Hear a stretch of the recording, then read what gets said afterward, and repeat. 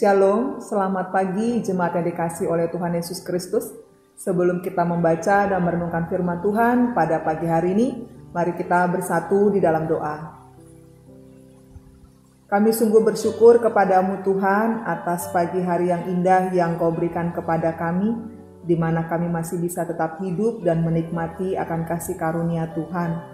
Tuhan, sebelum kami beraktivitas, kami hendak membaca dan merenungkan firman-Mu. Kiranya Engkau berkenan untuk memberitakannya kepada kami, agar menjadi suatu terang dalam kehidupan kami, dan kami dapat mengerti apa yang Kau inginkan untuk kami lakukan pada hari ini. Terpujilah nama-Mu, dalam nama Yesus kami sungguh bersyukur dan memohon kepadamu. Amin. Jemaat yang dikasihi oleh Tuhan Yesus Kristus, firman Tuhan yang akan menjadi bahan renungan kita pada hari ini, Rabu tanggal 3 Maret tahun 2021, yaitu dari 1 Petrus pasal 1 ayat yang ke-6. Bergembiralah akan hal itu, sekalipun sekarang ini kamu seketika harus berduka cita oleh berbagai-bagai pencobaan.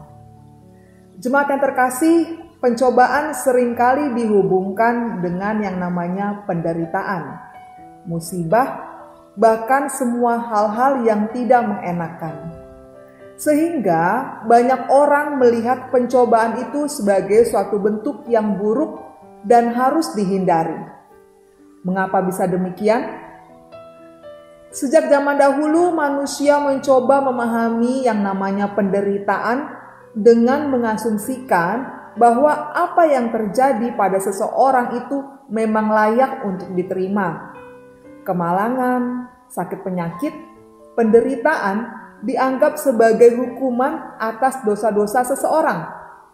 Celakanya, manusia cenderung percaya bahwa hal-hal yang tidak mengenakan tersebut terjadi karena keadilan Tuhan. Orang yang benar akan hidup panjang dan berkecukupan, tetapi orang jahat akan hidup menderita. Demikianlah pandangan tersebut, dan pandangan itu masih ada sampai dengan sekarang ini.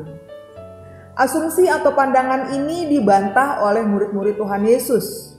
Dua diantaranya adalah Petrus dan Yakobus. Dalam surat yang mereka tulis untuk jemaat Kristen yang sedang menderita karena berbagai pencobaan, Yakobus menuliskan dalam suratnya di Yakobus pasal 1 ayat 13 dikatakan bahwa apabila seorang dicobai, janganlah ia berkata pencobaan ini datang dari Allah. Sebab Allah tidak dapat dicobai oleh yang jahat, dan ia sendiri tidak mencobai siapapun. Dan Petrus juga mengatakan dalam suratnya yang jadi renungan kita pada hari ini, supaya kita berbahagia, bergembira bila datang pencobaan, karena itu akan memurnikan kita. Jemaat yang dikasihi oleh Tuhan Yesus Kristus berbicara tentang cobaan hidup yang dialami oleh setiap manusia, memang seringkali mendatangkan yang namanya tekanan, guncangan terhadap jiwa seseorang atau mental, pikiran, bahkan fisik seseorang yang tidak siap menghadapi akan persoalan hidup. Seseorang tidak akan pernah bisa terlepas dari yang namanya pencobaan, di mana seseorang akan melewati tantangan atau keadaan yang tidak sesuai dengan keinginannya. Namun, mau tidak mau ia harus menjalaninya. Dan ketika seseorang tidak mampu menerima cobaan atau kenyataan hidup tersebut, seringkali cobaan itu dianggap sebagai masalah yang besar yang dapat menimbulkan depresi, sehingga orang lupa bahwa dia diciptakan segambar dan serupa dengan Tuhan, dan bahwa ada Tuhan yang berkuasa menolong dirinya. Jemaat yang terkasih dalam nama Tuhan Yesus Kristus, Petrus menekankan tentang kebahagiaan atau kegembiraan di antara banyak persoalan yang dapat diartikan sebagai pencobaan. Tapi pencobaan yang dimaksud di sini bukanlah pencobaan yang dikarenakan diri sendiri, melainkan pencobaan demi mempertahankan iman.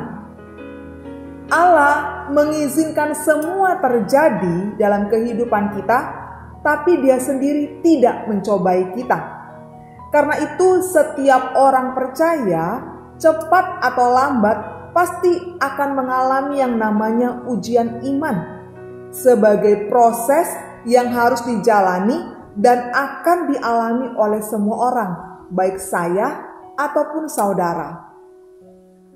Meski semua itu kita dapatkan atau kita alami dengan cara yang berbeda dan di waktu yang berbeda pula.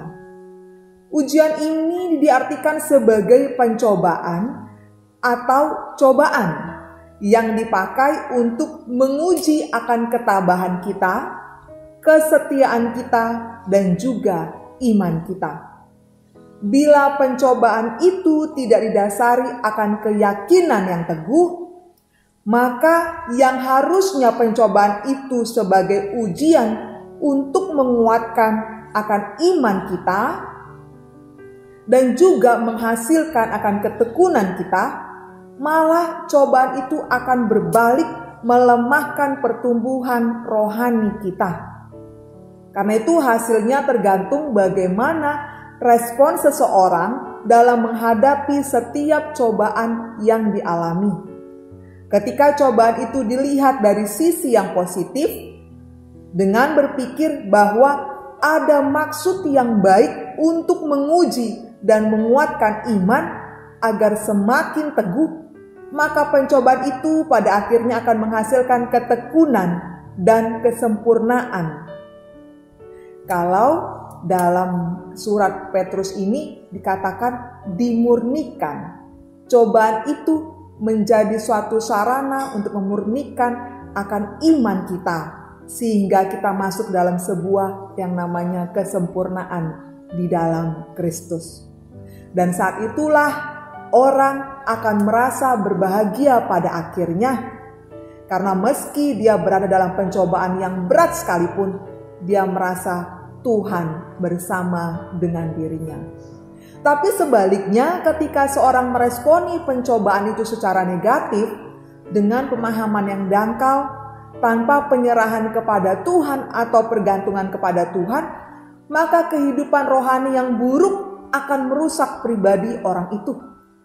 Dan dia menjadi orang yang berputus asa, kehilangan semangat, merasa takut, bahkan hilang keyakinannya akan kuasa Tuhan. Jemaat yang terkasih, karena itu marilah kita sebagai orang Kristen tetap bersuka cita, tetap bergembira ketika datang pencobaan itu kepada kita. Karena ada tujuannya untuk menguatkan iman kita dan membuat kita menjadi sempurna di hadapan Tuhan. Kita berbahagia karena tahu ada janji Tuhan bagi setiap orang yang percaya, yang setia kepada Tuhan di dalam pencobaan yang datang kepadanya, bahwa dia akan mendapatkan mahkota kehidupan dan kekekalan bersama dengan Tuhan. Setiap orang yang tahan uji akan menerima bagiannya, yaitu kesempurnaan dari hasil ketekunannya, dan mahkota kehidupan dari hasil kesetiaannya yang bertahan dari setiap godaan.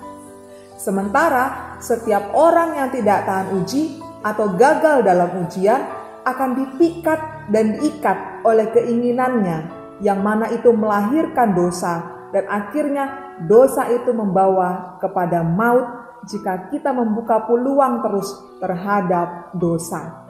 Karena itu, marilah kita senantiasa berjuang di dalam iman kita, tetap bersuka cita, bergembira, dan karena kita percaya bahwa Tuhan bersama-sama dengan kita, Dia akan menguatkan kita, meneguhkan iman kita, asal kita percaya kepadanya.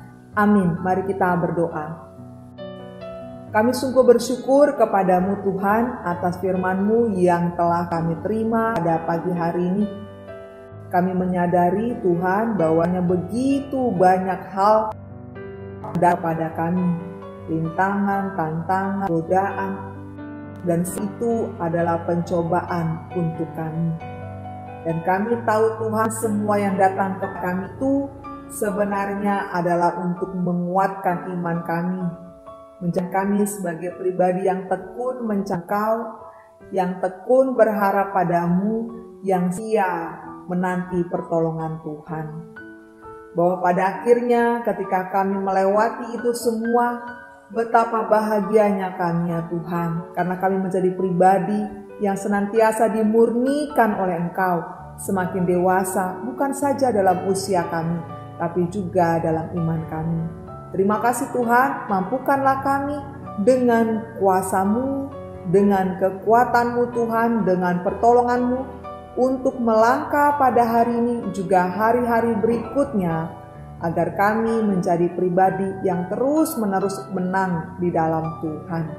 Kami menyerahkan kehidupan kami ke dalam tangan-Mu. Bila mana di antara kami Tuhan sedang ada yang sakit ataupun sedang dalam masa pemulihan, kiranya Engkau menyembuhkan dan memulihkan kami ya Tuhan, mengangkat segala penyakit kami ya Tuhan, dan memberikan kami kesembuhan melalui cara yang Engkau inginkan untuk kami. Bila mana Tuhan di antara kami sedang ada dalam pergumulan ataupun persoalan yang berat Tuhan, kiranya Kau mau tolong kami, memberikan kami solusi atau jalan keluar, sehingga kami dimampukan oleh Tuhan untuk melewati semuanya, mengetahui apa yang Tuhan inginkan, dan berbahagia melihat hasilnya bahwa Tuhan bersama dengan kami dan menolong kami menghadapi segala persoalan dan juga pencobaan ataupun ujian yang datang kepada kami itu.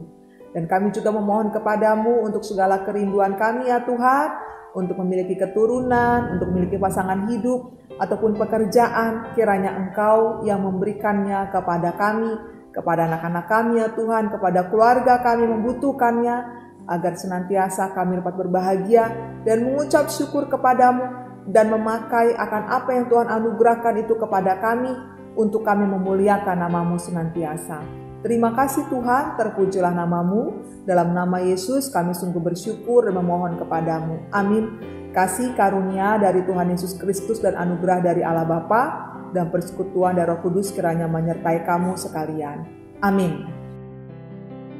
Kiranya Tuhan senantiasa memberkati dan menyertai kita. dan menjadikan kita sebagai anak-anak Tuhan yang dimurnikan setiap saat, yang dapat melalui setiap pencobaan yang datang kepada kita. Tuhan memberkati, salam sehat.